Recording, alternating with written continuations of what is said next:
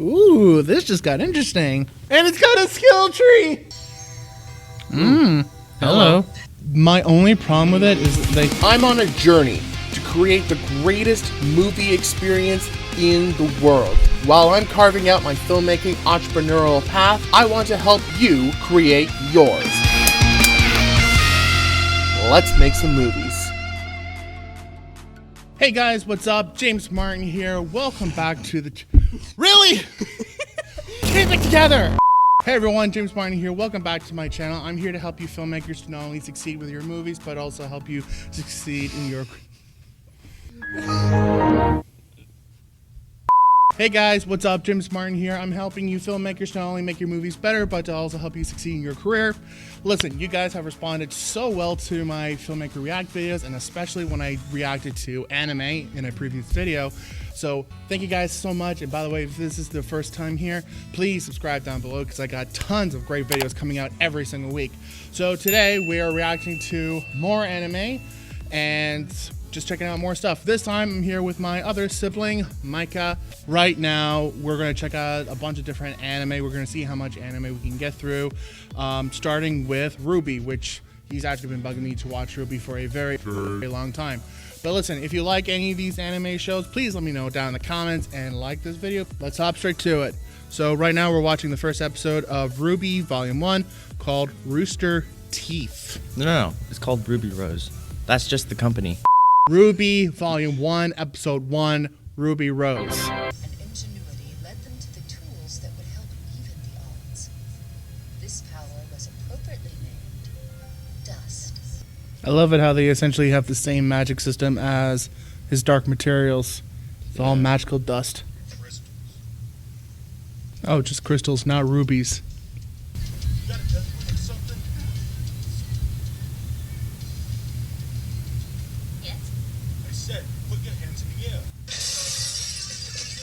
That, my friend, is RWBY Rose. Get her. More useless henchmen. Okay if I go after him? As opposed to... No, I want you to stick around and help me clean up my mess. Wick. Just giving him a random crystal? Oh. Crystals explode.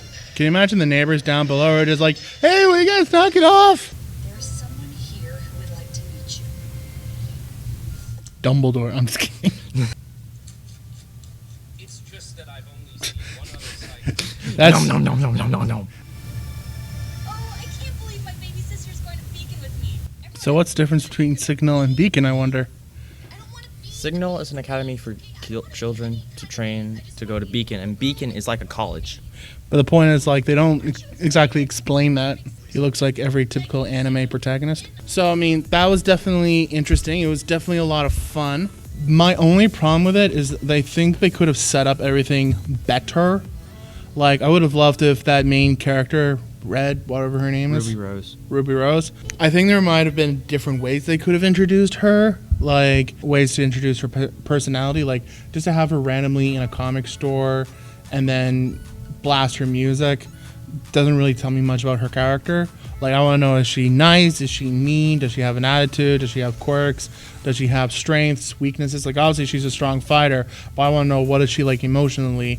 Why do I need to get attached to her? I can't help but think of, like, the very first episode of Yu-Gi-Oh! Or the very first episode of Attack on Titan, where in the first episode we automatically understand, okay, so like Eren has this relationship with his parents and his friends. Yugi and Yu-Gi-Oh! Has this relationship to his friends and his family and with other people, and we get to understand them as characters. Judging by the theme and the style, it seems like it's going to be a very epic fantasy. But, I mean, I liked it. Would I continue watching it?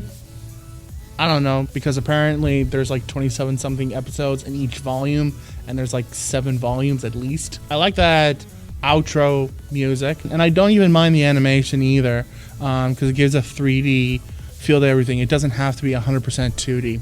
Right now, we're going to check out Code Geass, Episode 1. Held fast to its neutrality, and now Britannia looms as the world's only superpower. It's the English. The English trying to take over Japan. Do you bleep out your swears? I do. I will one day obliterate Britannia. Thanks, Aaron Yeager. We've certainly got introduced to our main protagonist, and we certainly understand his motivation. So we have Transformers. That's a really nice campus. I've looked at a lot of the research into dubbing, because obviously you have to understand that a lot of these shows that are anime are actually made in Japan and are actually voiced in Japanese. So the animation is actually made for the original like Japanese voice artists and stuff. So when you imagine when it goes to America and it actually has to go into an English dub, that there are actors that actually have to do a lip sync to the current animation and match English words to an animation that was meant for Japanese. And 20 years ago, hardly anyone took the English dubbing seriously. Nowadays, it's actually dealt, the voice artist and the dubbing is dealt extremely seriously, where now they really make sure that all the lip flaps match just perfectly. You know, right now I'm actually checking out a video game called Final Fantasy VII Remake, just checking out the walkthroughs and stuff like that. I didn't realize that it was actually Japanese, and it's actually been dubbed in America, because just the voice dubbing completely fooled me. But until I saw the original clips in Japanese, then everything just worked out and made much, much more sense. So you got to appreciate the dubbing, especially when it's a very long, long show. Looks like they're heading into like their mechs. It's like Pacific Rim or Power Rangers. That's a big head, like an exceptionally big head. It's a Kiza Azinski. But what in the world have they just stolen anyway? Chemical weapons. In other words, poison gas. Ooh, this just got interesting.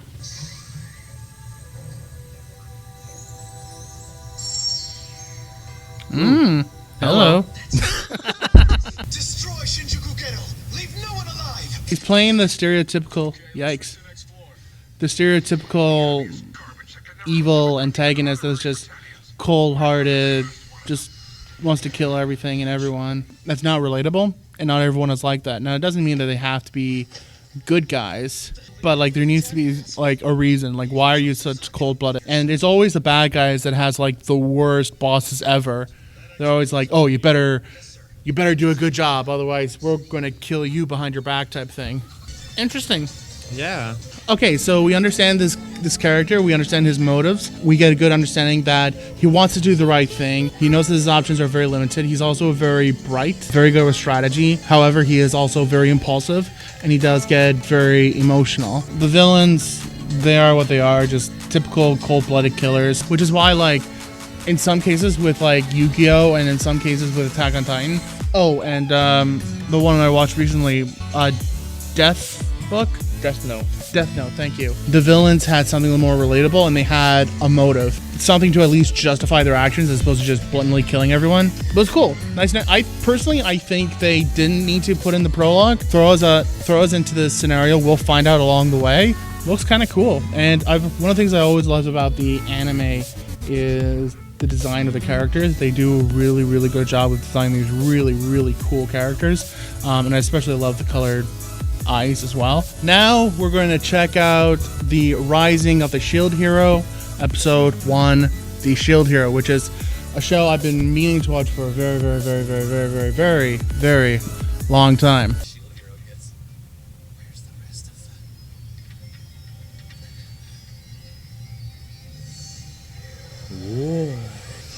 Oh my gosh. So now he's in the story.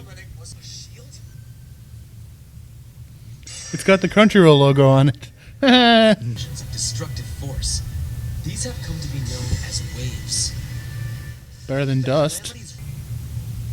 Only level 1. Well, that's really So it's anime and D&D? As far as I've ever seen, the Shielder class that specializes in the shield is for losers because no true gamers ever play it. What? Ooh. I think this just offended every medieval enthusiast out there. It's like, what do you mean? Shields are awesome. Don't even mention Captain America. If there's alternate Japans, does that mean there's alternate Canadas? Procure all necessary equipment and set forth. It's like watching a video game walkthrough. He reminds me of a character called Sayun from Yu-Gi-Oh! Arc 5. Time for some world building. Woo! More cats and dragons. Wow. There's no limit to how much it can absorb. You've gained a skill. And it's got a skill tree. Oh, this is what? The more loot we can collect from monsters, right? They collect loot. Thank you, Mine. You've been a wealth of information. No problem. Did he say mine or my? My. My Valentine. The only problem is I'm not getting much about her character. Like, I'd really love to know more for like her intentions and stuff like that.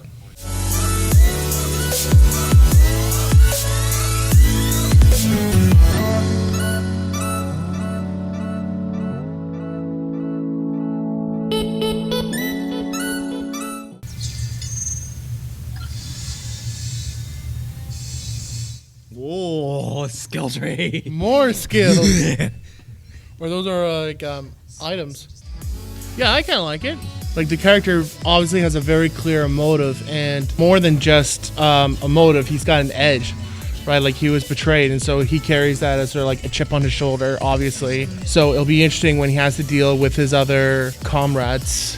I find it funny that they just totally discreet the shield, and it's like, oh, there's no offensive abilities. Are you kidding me? Shields are very powerful, and they've always been very powerful. But I think it's like more of a lesson of like, okay, so you're not going to have any offensive abilities, which means you're going to have to think outside the box, which is actually kind of interesting. Can you imagine only being able to defend and not have any offensive abilities?